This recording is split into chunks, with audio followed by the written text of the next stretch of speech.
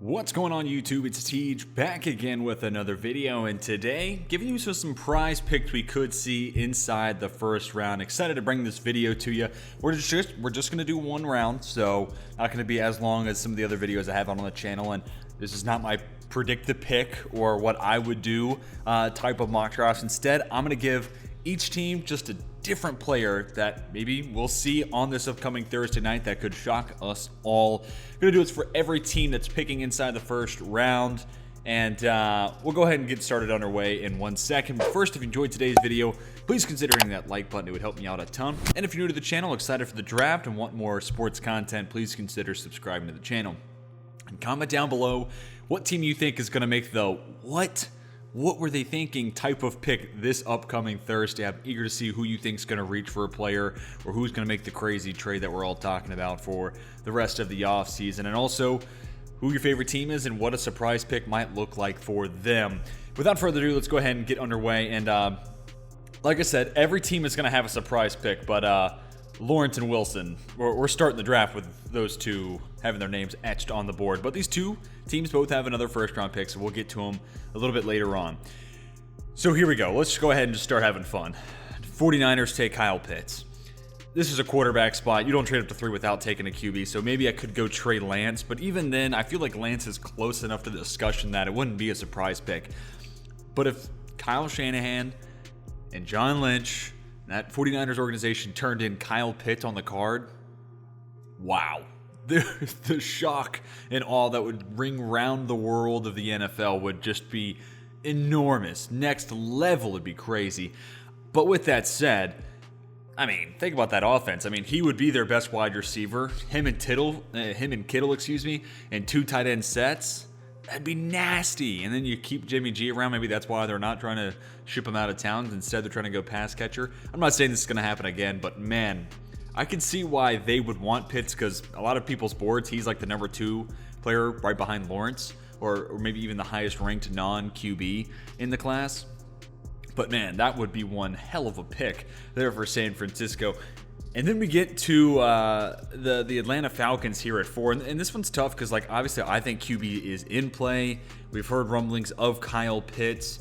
So do you go pass catcher here? Instead, I'm going to go something a little crazy, and let's give him Patrick Surtain, right?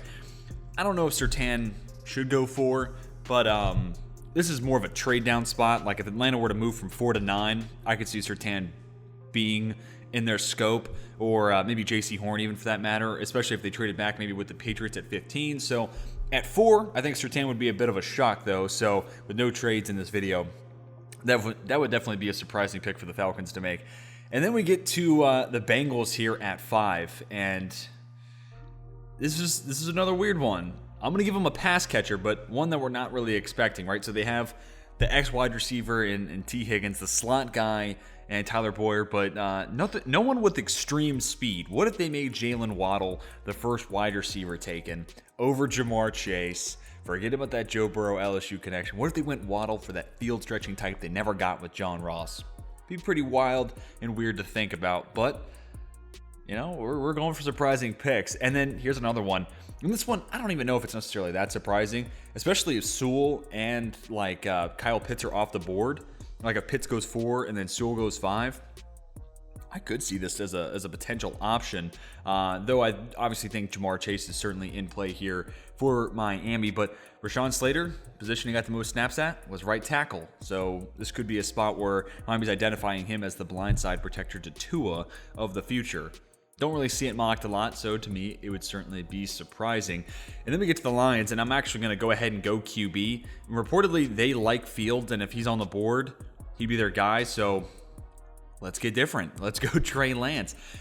A guy who would have to sit for a year or two, and in some ways, it almost makes sense. You have Goff for at least 2 more years, so Lance could sit behind him and definitely be a different pick here in the first round. And man, this is such a weird thing to see on the left side of the screen. It's just not the names in the order you would typically see them go. Now we get to Carolina at pick number 8. I'm actually going to stay quarterback. And what if Matt Rule really liked Mac Jones at the Senior Bowl week? And What if they're just trying to throw darts at the board? Whether it's Teddy B, maybe it's Sam Darnold, maybe it's Mac Jones, and they're just trying to find the QB, and they're just going to throw whatever sticks against the wall, and that'll be what they run with. So maybe they go Mac Jones at 8. Again, we're going for some shock on all value types of picks. And then we get to the Broncos at 9, and this is more of a shock considering, like, wow, how is he still on the board? I even thought about Chase here, but they have such a good wide receiver core. I don't think they would pull the trigger there, but Penei Sewell would certainly be surprising, seeing him fall to 9. And, you know, hey, he's been reportedly, or he's been told allegedly that teams like him at right tackle, and, hey, day one upgrade over Jawan James from Denver. Next up, we get the Dallas Cowboys, and this is actually the pick that inspired me to make this video. Jalen Phillips. Take away the medical concerns, I think he is warranted or worthy of a top 10 pick in the NFL draft. You have those injury concerns, obviously, and you can't just, snap your fingers to make them go away. But, man, Phillips opposite of DeMarcus Lawrence, that pass rush for Dallas would be crazy, and it'd be a good enough 1-2 duo at the DN spot to hide a less than stellar secondary, right? So, I'm not saying this one's going to happen, but of all the picks so far, I would feel the most confident about potentially seeing this happen. Then we get to the New York Giants, and maybe Dave Gettleman's ready to admit he was wrong. And to shock the world, he takes Justin Fields as he slides down the board to pick number 11. This is realistically, if Fields was available at 11, a spot where a team like New England would trade up, or Washington or Chicago at 19 and 20 respectively. But maybe the Giants are saying, hey, Jones has not impressed. We got a great group of skill position players. Let's go get Justin Fields. This is a guy who should have gone top 10. Let's send in the card. It would definitely shock the world and put Daniel Jones on notice as well. And then this is just like the Penei Sewell. It's more of a shock value considering this player would still be available. There's just no way Jamar Chase is on the board at 12. But man, if he was, this is a guy who I like the Eagles taking back when they had the 6th overall pick. And in reality, if I'm mocking this and Chase doesn't go 5 because Kyle Pitts goes there, and like my last mock, I had Chase going 6 to Miami. So, man, Philadelphia, if they were able to trade back, get a future first, and get Jamar Chase, that'd be a slam dunk draft thus far.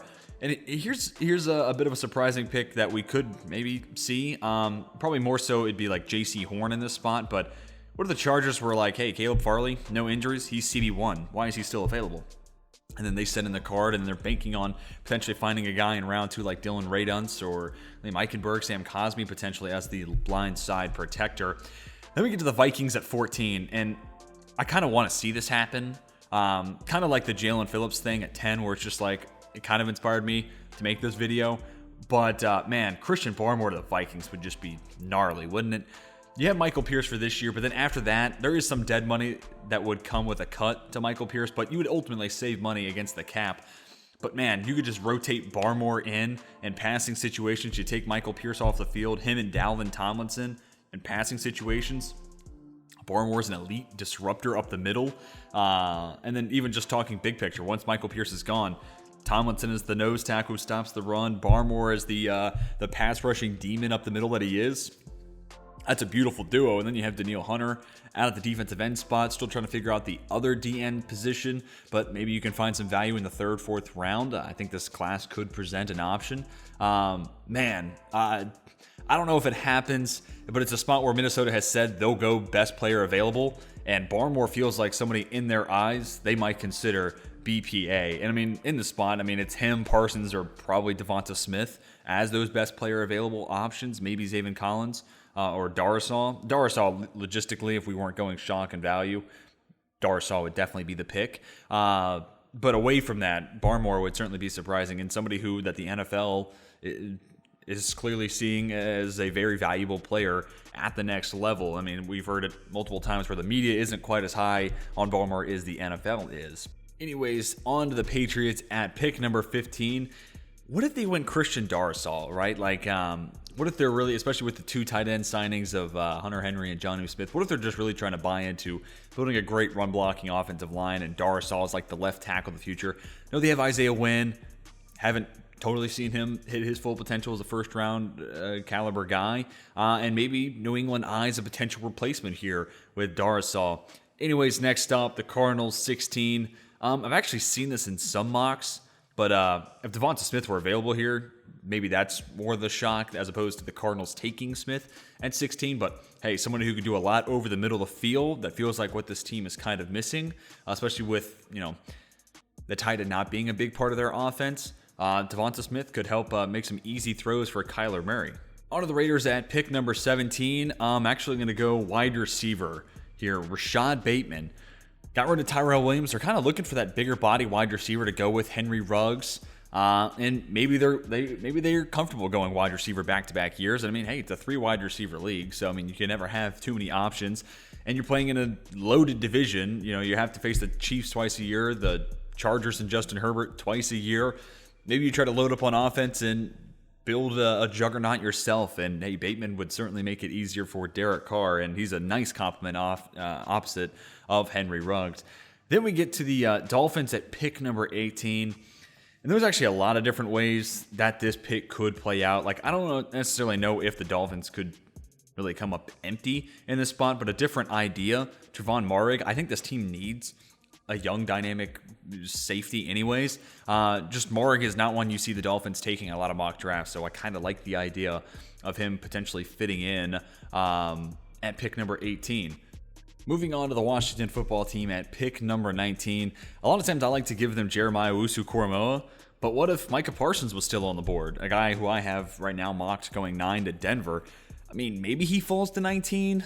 He feels like somebody who could potentially slide down some boards, just given the off-the-field hazing situation that has been, brought up a number of times throughout this process. But in a 4-3 defense, I think Parsons is still a good fit. They'd play him at that off-ball, will position, or even Sam, and use him as a blitzer a lot. I mean, this is already a team with a ferocious front four, obviously. That's the strength of this team.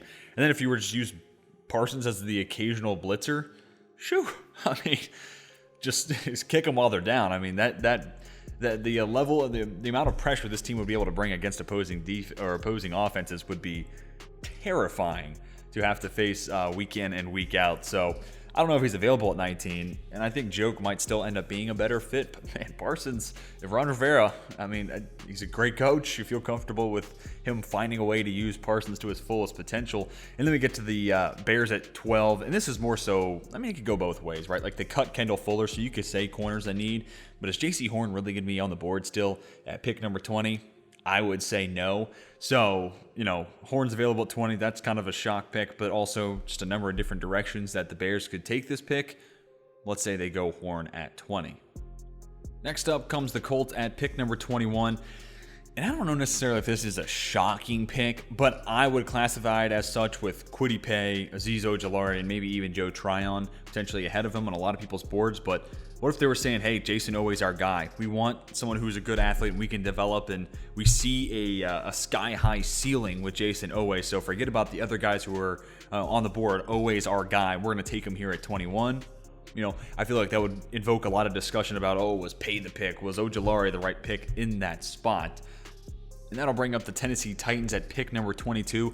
A lot of times in mocks, you're going to see wide receiver or corner in the spot, but right tackle's kind of a need, and Tevin Jenkins would fit in seamlessly. I mean, mean run blocker, fits what the Titans want to do on the offensive end, and it kind of rights the wrong of the Isaiah Wilson pick from last year. So, again, I don't know if Jenkins is on the board at 22. I have him going to the Raiders at 17, who also need a right tackle, and I feel like he'd be a good fit for Las Vegas. But if Tennessee is willing to wait on the idea of drafting a wide receiver in a corner, Tevin Jenkins could certainly be in play. But I think that's a pick that would really irritate that fan base. I think fans are really set on the idea of like Bateman, Terrence Marshall, first round, corner, second round. But if you're a Titans fan, let me know if you'd be open to the idea of Tevin Jenkins. Next up, we get the Jets at 23. And again, I don't know necessarily this is a crazy pick. It feels like Zaven Collins or Jeremiah Owusu-Koramoah could fit what the Jets want to be doing for Coach Robert Saleh, but I'll go Jeremiah Owusu-Koramoah, kind of that Fred Warner of sorts that Robert Saleh might be looking for. You have C.J. Mosley. You feel like he kind of somebody you forgot about, right? Only played a handful of games over the last 2 years. Maybe he's somebody that gets traded, or they just let him ride the pine and cut him next offseason. And they did sign Jarrad Davis, but Jeremiah Owusu-Koramoah is essentially resetting the idea of drafting Jarrad Davis, and you start with a clean slate, and he goes into a less disastrous organization, to put it blunt. So Owusu-Koramoah could certainly be in play there, and I wouldn't hate that pick if I were the Jets fan base, especially after you go QB at 2, you go get the QB of the defense for the future in Jeremiah Owusu-Koramoah. Next up comes the Steelers at 24, and a corner is a big-time need, and apparently they really like Asante Samuel Jr., so I don't know if this is too much of a shock, but as a Steelers fan, I know what the fan base wants. They're comfortable with running back round 1, or they want tackle/center. So if they went corner, I think there would be a lot of Steelers fans upset saying you could wait. This is a deep class. You could wait till the second round. But I still have Asante Samuel as, a late first to early second round kind of guy. And I'm biased. I mean, I love watching Asante Samuel Jr. play. So this wouldn't be the pick I would want to see here. But nonetheless, if it's the route the Steelers took, I wouldn't hate it. Then we get the Jags at 25. Again, I don't know if this is necessarily an outside-the-box shocking pick, but Elijah Vera Tucker could make sense, right? They're shopping Andrew Norwell. They're trying to move on from him after this year. And you also have Cam Robinson playing on the franchise tag. So I like Vera Tucker more at guard, but either way, you're looking for a left tackle or a left guard. Vera Tucker could be that, next man up for Jacksonville. Transitioning now to the Cleveland Browns at pick number 26. I'm pretty sure I've seen this in some mocks, but Jamin Davis could be long-term speedy linebacker, rangy guy that they're looking for. This is already a team that's gotten really good this offseason. They've addressed all their big needs, right? Like even linebacker where they signed Anthony Walker Jr., who I think still has some upside and can get better. It was better a couple of years ago than he was last season, but Jamin Davis could just be an upgrade at that spot. And then you look at that team and there's no holes to go around. But because they addressed so many of those holes in free agency and they spent their money wisely, they can kind of go in a lot of different directions here at 26. I wouldn't be surprised if this is a Barmore spot if he's available. That's who I have them taking. Or they could go out there and get a potential QB of the defense. Next up on the clock is the Baltimore Ravens at 27. And again, I think this is more of a shocking pick based off of who else is left on the board. Kind of what we talked about with Oweh and the Colts here, right? Like if the Ravens decided to go Joe Tryon, who's a good football player, and a lot of buzz about him going in round 1, and I can totally see it. But at the same time, I can hear Mel Kiper now saying, they took Joe Tryon over Zaven Collins, Kwity Paye, Azeez Ojulari. Pardon that terrible impersonation of Mel, but I could see where him saying, I like the idea of taking that position. I just think you could have gotten somebody better right off the bat. And, McShay could be saying the same thing. And I think that would be the discussion on the pick where it's like, yeah, you got a position of need. You got a player to fill that role. And he's a good football player, but does he have the upside of Azeez Ojulari? As he is a day one impact player as Ojulari or Zaven Collins, who looks like he's going to be moving to that outside linebacker position, which speaking of Collins, I'm going to go ahead and have him mocked here. I think he goes before this. So to me, this would be surprising if he's available at 28. And at that point, it's best player available approach for the Saints. But they're also a team looking to replace the role of Trey Hendrickson. Also, Marcus Davenport is a free agent at the end of this year. I think Collins is more of a 3-4 outside linebacker if he's going to be a pass rusher versus a defensive end in a 4-3. Granted, the Saints do a lot of different things, and that's kind of what makes them such a good defense is you don't know what to expect. But they also just need linebackers. So, I mean, I'd be very shocked if Collins was available here at 28, to be honest with you. He feels like a guy the NFL is high on. And since he can do a lot of different things, that's a versatility aspect. That's something coaches like. Though it does look like he's bulking up to play outside linebacker or pass rusher, which then added on to this would make that even more of a surprising pick because I don't know how he'd fit as an edge rusher for the Saints, but I could totally be wrong. Then we get to the Packers at 29. And you could say it'd be surprising to see this team go wide receiver, in my opinion, because they just continue to neglect taking that position in the draft, or at least in the first round. But with all that said, imagine this team took a center in the first round. Dude, Packers fans would be irate. Like, they would be all over the place. I get they lost Corey Linsley, but I think Elton Jenkins, or if they even play Billy Turner at center, I think they'll hold it down. Center is not a position I'm super, I see with a ton of value around it. I'd go tackle before I went center here. Like, if they decided to go Alex Leatherwood, play him at right tackle, I'd be like, okay, not where I would have gone, but at least then it made a little bit of sense.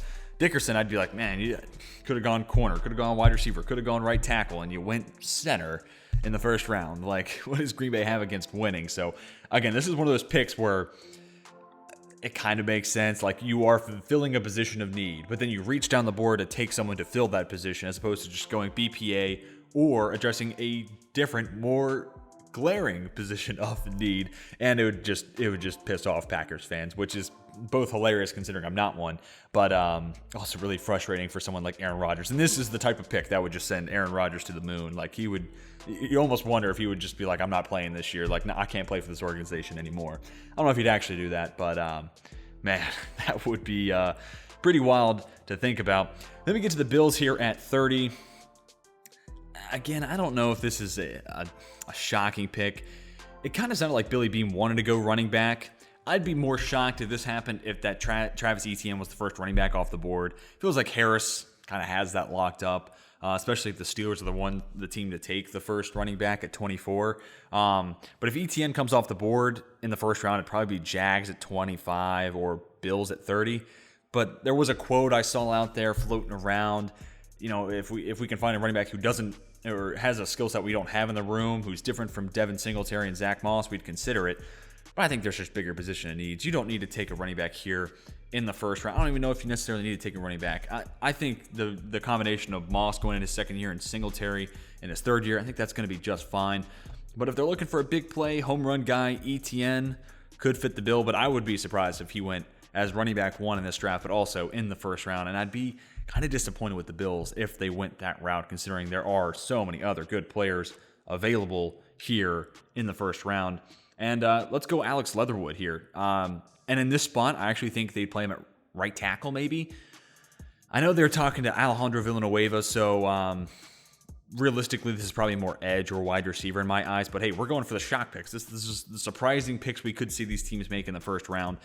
And what if they opted to go Alex Leatherwood as a potential right tackle replacement, and then they just ditched the idea of signing Villanueva? I mean, the signing hasn't happened yet. I mean, at least as of me recording this, with my luck, this video will be posted right around the same time he signs. But nonetheless, Leatherwood could be a day one impact in right tackle. It's a different position, I know, but we're already talking about moving him to guard. So, you know, a lot of the same skill sets that would make him a really good guard. I could see him in a power running, run-heavy focused of an offense, him just fitting in really well at right tackle. And plus, you have Ronnie Stanley over on the left side. Feels like a good person for him, him being Leatherwood, to work with and learn from. So, final pick in this surprising selection first round, I'll go Greg Newsome. And yes, I know that means Kwity Paye and Azeez Ojulari and all these guys would fall in the round two. But that's the point of this video, right? We're bound to see some crazy stuff happen this Thursday at the NFL Draft. And I'm not saying this is not my predict the pick or what I would do mock draft. Neither one. Instead, this is a surprising pick each team could make throughout the first round. And obviously it changes. Like some of these, like Jamin Davis could go 19 to Washington. But instead I had him going elsewhere in the first round here at 26. But if he went 19, obviously I would have changed my pick here for Cleveland. But we're going to see some wild selections taken on Thursday and stuff that we haven't seen in mock drafts. It's bound to happen. Thank Rashad Penny. So, not to rag on the Seahawks or any Seattle fans out there, but let me know what you think of this, surprising picks potentially in the first round type of video. I wanted to get it out. Felt like a fun video and some more interesting content before we get to Thursday night's draft. But comment down below what you think or who your favorite team is and what a surprising pick might look like in your eyes for them to take in the first round. Or if you want to go even beyond that, let me know what you think they could do that would shock you in rounds 2 and 3. Hope you all enjoyed the video. If you did, please hit that like button. It would mean the world to me. And if you're new to the channel, enjoy sports content, and are excited for the draft on Thursday, please consider hitting that subscribe button. Hope you all have a fantastic rest of your day. My name's Tej, and until next time, we are signing off.